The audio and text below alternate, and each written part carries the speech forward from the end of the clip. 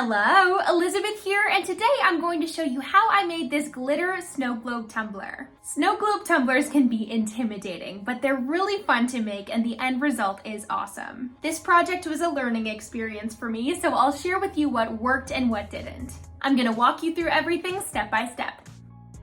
To make a snow globe tumbler, you need a clear plastic cup that is double-walled like this one, which means there's a cup on the inside that holds your drink, and a bit of space and then a larger cup on the outside. You need to drill a hole through only the outside layer on the bottom of the cup in order to access that empty space between the inside and the outside cups. You can definitely use a drill for this and it would be much faster. I used my little nail Dremel because I was afraid of drilling too deep and hitting the inside cup with a proper drill. It took a little while, but eventually I was able to create a hole in that outer layer. You need it to be wide enough to fit whatever glitter you're using. Then I wrapped some washi tape around the outer edge of the bottom of the cup to create a barrier that will keep in the glitter that I'll be pouring on top. I'm using two types of glitter. Both have a laser holographic turquoise color, but one is chunky and one is super fine. There are links to the products I'm using in the description of this video. Next, you can pour a little pile of glitter around the hole you made, and then you can push it in manually with tweezers or a popsicle stick or whatever you have. But I saw someone do this on TikTok and I thought it was so smart. You can actually use a massage gun against the side of the cup and it will rapidly vibrate it and shake the glitter into the hole. It feels ridiculous and it's really fun. I alternated between the fine and the chunky glitters, layering them on top of each other, and how much glitter you put in is really up to you. Just like garlic, glitter is something you measure with your heart. I filled mine up to here, which may not look like a lot, but it really seemed like a lot when I was filling it up. And once the liquid is in there and it's all dispersed, it really is a ton of glitter. Next, I took a squeeze bottle from the dollar store and made my liquid mixture to pour in with the glitter. I did a mixture of clear glue and water. You'll see a lot of people using glycerin or baby oil or other things as well, but this glue is really cheap and easy to find and easy to use, so that's just my preference. The ratio of glue and water you use will give different results. I wanted mine to be on the thicker side so that the glitter would move around more slowly in the cup. So I did half and half, 1 part water to 1 part glue. But if you want it to be runnier, you can do 2 parts water to 1 part glue. I added both parts into the squeeze bottle and then stirred it until it was well combined. Then I stuck the nozzle into the hole and squeezed to fill up the cup with the mixture. My dollar store squeeze bottle is not leak proof, so this was a bit messy. You want to fill it up as much as possible right to the top. Then set it aside for a day or two so that the liquid can work its way down through all of that glitter. As the liquid moves down, some bubbles will come up to the top, and you can add more of the mixture to get it as full as you possibly can. I was having a hard time getting the bubbles out, so I ended up drilling one more tiny hole in another spot on the bottom just to let out the air a little better. You can see where the liquid is coming out at the top there as I poke around with the syringe. And here is the glitter with the liquid through it, and it's about as full as I can get it. Once you're satisfied with the liquid and the bubble situation, you need to seal the hole or holes on the bottom of the cup.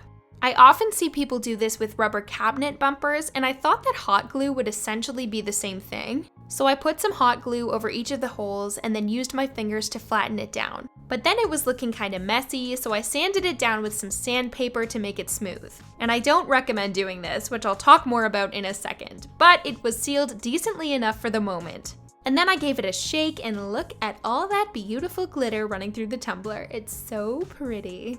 So next I poured some UV resin over the bottom of the cup, which was gonna be my final seal over the hot glue. And I mixed some more fine glitter into it just to keep that nice blue color on the bottom and cured it with a UV light. But there was still some liquid leaking out of the 2 holes even after I had cured the resin. So then I just stuck a bit of packing tape over each hole and applied more resin and cured it again. And then it was completely waterproof with no leaking. I actually think just doing the pieces of tape in the first place with no hot glue and then putting the resin over the tape would have probably been good enough. Next, I rhinestoned the lid of the cup with these blue rhinestones that I thought would complement the glitter very nicely. I used my favorite glue, which is called Gem Tack, and I transfer it into a precision tip bottle. I like to use a wax pen to pick up and place my stones. I sanded the plastic first to rough up the surface and help the rhinestones adhere to it better, then I wiped it with alcohol to remove the dust and any dirt or oil that could be on the surface. I started by outlining the ears and filling them in on both sides.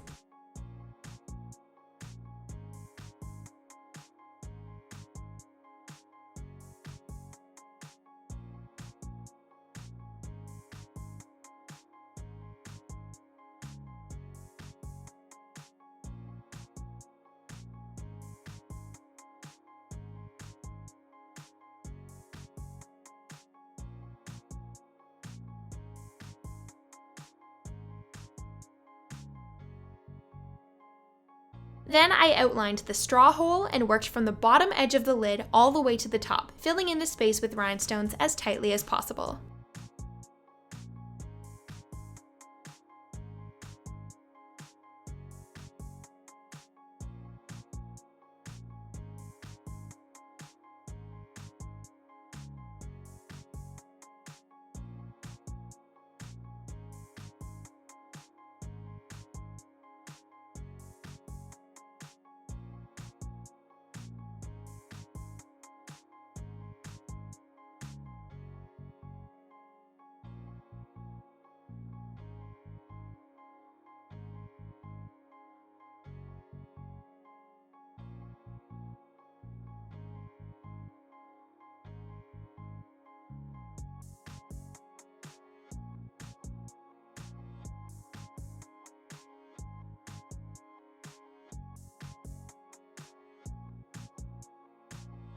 And here is the final result.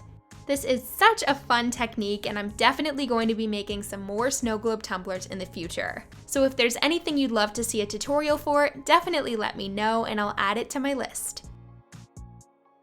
I hope you found this tutorial helpful. If you enjoyed this video, please subscribe to my channel and leave a comment letting me know what you would like to see next. See you later!